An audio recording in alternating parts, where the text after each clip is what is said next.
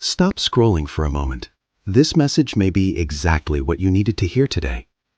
What seems fixed can shift in a single moment. Never underestimate the power of prayer or the authority I carry over every situation.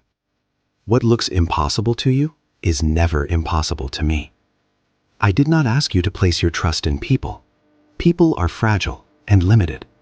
I ask you to love them, but to anchor your trust in me alone.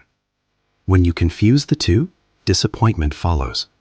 When you understand the difference, peace returns.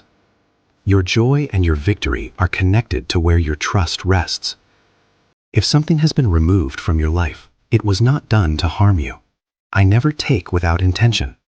What I remove, I replace with something that carries greater purpose, deeper peace, and lasting value.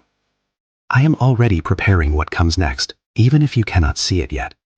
When the path ahead feels blocked, remember this: I create paths where none are visible. I open doors no one else can open. I sustain hope when strength feels low. Continue to believe, continue to pray, continue to stand.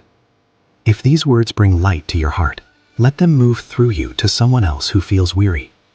Remain connected to messages that strengthen faith and bring clarity. Above all, remember this: I am with you.